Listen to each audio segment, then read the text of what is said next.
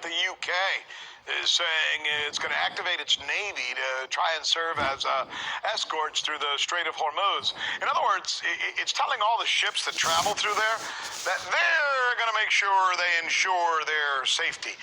This is interesting because it follows the incident, as you remember last week on the ship, where the Iranians actually seized the British tanker. You can actually see in some of the video as Iranian special forces, the commandos, see them right there? They're coming down and actually landing on the ship, several of them.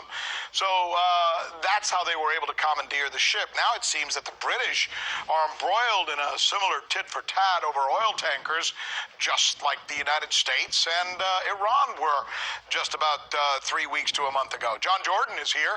He's trying to sort this out for us. He's been looking at this story for some time. John, take us through your take on what the British can or can't do in this situation. Well, what the British have done here with Jeremy Hunt, their former Foreign Secretary, is created from Dr. Dolittle a creature known as a push me, pull you.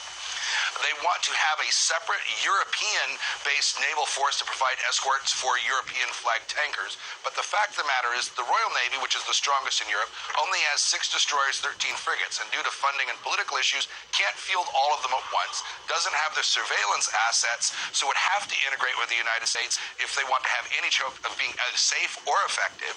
The German Navy's even worse shape. So it looks like they want to do one thing, but don't have the military wherewithal to actually pull it off. So why are they making these boasts then? Well, this was the outgoing May administration, so it looks like this was poorly thought through. They want to have the appearance of being independent of the United States to continue their political leverage with Iran, to keep the hope of the Iran deal alive, but it's not something that they can back up. I'm wondering, especially when it comes to the Brits, whether this is some kind of fissure, or is it fair for us to look at it as a fissure between them and the United States, the fact that they're seeming to want to go it alone when it comes to their defense against Iran.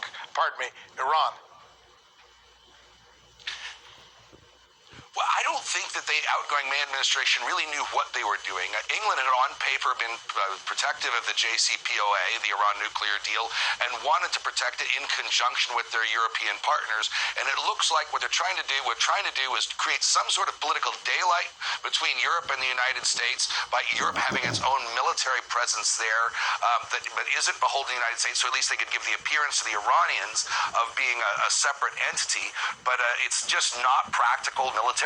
But why, though? I understand what you're saying, and I think everything that you're saying, certainly from your experience in naval intelligence, makes sense because you know this stuff.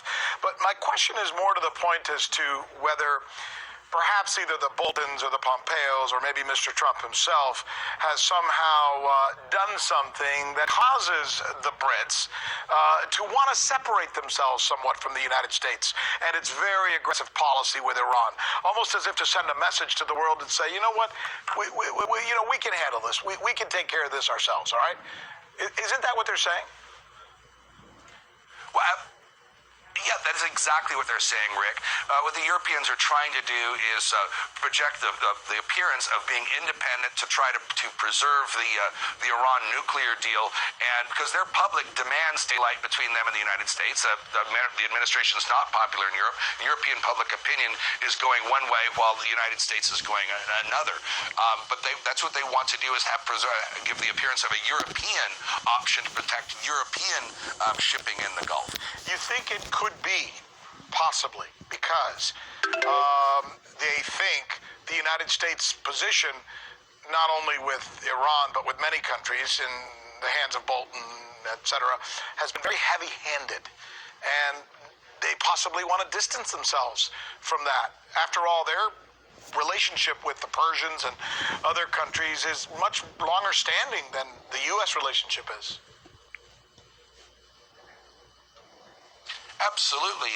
Since in 2015, when the nuclear agreement was signed, European EU trade with Iran quintupled. Total, the French oil conglomerate, was entered into a $4.5 billion gas exploration deal with Iran and had to pull out. The Europeans have a long history of accommodation and friendliness towards the Iranian regime, where the United States hasn't really talked to them. We haven't had diplomatic relations since 1979. So the Europeans are trying to pursue their own foreign policy with regard to Iran because they clearly do not agree with that of the United States. John Jordan, we appreciate your time and your expertise, and we thank you for joining us. So you haven't heard